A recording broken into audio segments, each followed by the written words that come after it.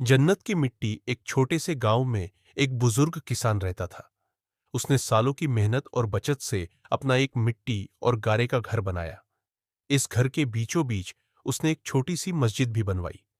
मस्जिद में 7 नमाज पढ़ने की जगह बनाई गई, ठीक उतनी ही जितने उसके बेटे थे। हर बेटे के लिए एक अलग जगह।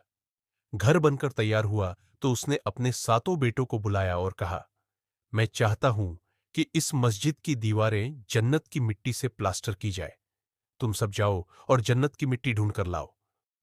बेटे हैरान रह गए। जन्नत की मिट्टी वो कहां से मिलेगी? पर अब्बू का हुक्म था तो सवाल करना मुनासिब नहीं था। 6 बड़े बेटे अलग अलग दिशाओं में निकल पड़े। कोई जंगल की ओर, कोई शहर की ओर, कोई पहाड़ों में, तो कोई नदियों के किनारे। सबको यही उम्मीद थी कि कहीं ना कहीं किसी दरवेश या अल्लाह के वली से जन्नत की मिट्टी मिल जाएगी। लेकिन सबसे छोटा बेटा, जो बीमार था, घर में ही रुक गया। पूरा दिन बीता। सूरज ढल गया। शाम को जब चाहों भाई लौटे तो थके हारे और मायूस थे। किसी के पास भी जन्नत की मिट्टी नहीं थी। जैसे ही उन्होंने घर में कदम रखा तो देखा कि उनका सबसे छोटा भाई घर के आंगन में बैठा है और उसके पास एक बोरी है जो मिट्टी से भरी हुई है। अब्बू ने हैरानी से पूछा, बेटा, तू तो घर पर ही था, फिर ये मिट्टी कहां से लाया? क्या ये वाकई जन्नत की मिट्टी है? सबसे छोटे बेटे ने सर झुकाकर जवाब दिया, अब्बू, आज मैं कहीं बाहर नहीं गया। मैं पूरे दिन अम्मी के पीछे पीछे चलता रहा। जहां जहां उन्होंने कदम रखे, वहां वहां से मैं थोड़ी थोड़ी मिट्टी इकट्ठा करता रहा। ये सारी मिट्टी मैंने अम्मी के कदमों के नीचे से उठाई है। यही तो जन्नत की मिट्टी है। सन्नाटा छा गया।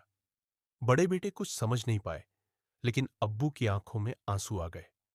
उन्होंने उस बोरी को अपने हाथों से उठाया, माथे से लगाया और कहा, सच कहा तूने बेटा।